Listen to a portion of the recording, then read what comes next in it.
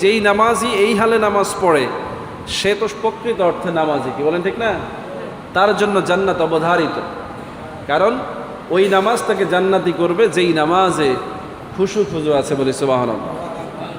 এই কথাগুলো আপনারা হয়তো ভাবছেন, হুজুর এত দামি মুসলমান কি আমরা হতে পেরেছি কিনা? কেন হবেন না? তাহলে আপনার মুসলমানিত্বের দামটাই কি? মুসলমান মানেই তো জান্নাতি, কি বলেন ঠিক না?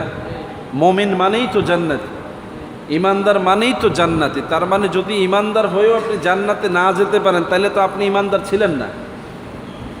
কথা বুঝতেছেন?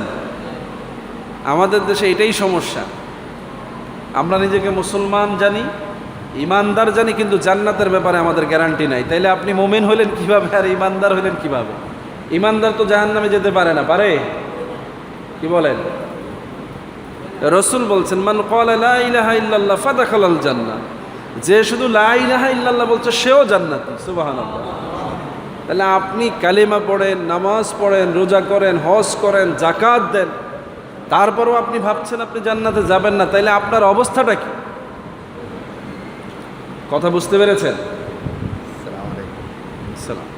কথা কি বুঝাইতে পারতেছি?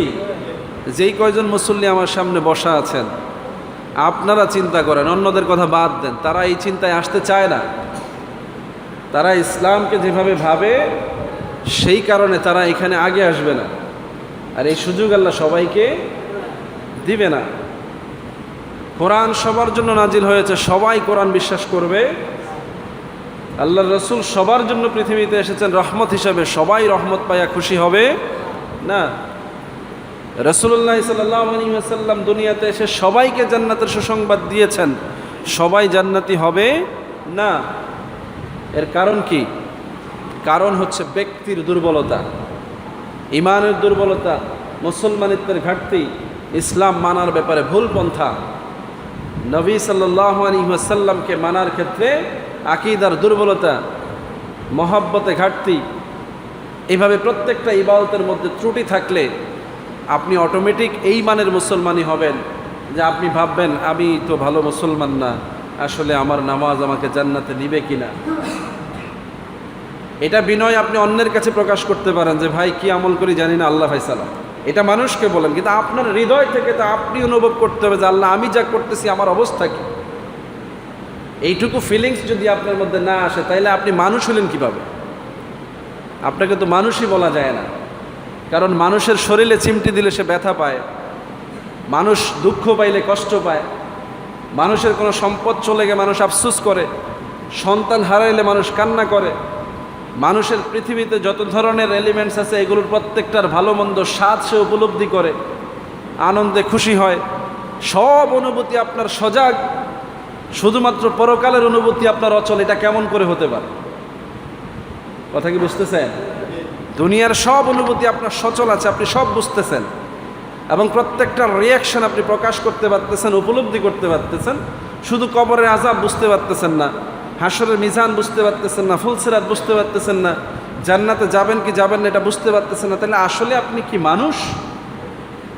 আল্লাহ বলছেন উলাইকা কাল আনআম বাল হুম আদাল, এগুলো মানুষ না, এগুলো জানোয়ার, পশু বা তার চাইতেও খারাপ, বলি নাউজুবিল্লাহ। তাহলে আপনি নিজেকে মানুষ ভেবে লাভ নাই। আল্লাহ আপনাকে মানুষের কাতারে রাখতে হলে যেই গুণাবলী, সেই গুণাবলী আপনাকে অর্জন করতে হবে, কি বলেন ঠিক কিনা?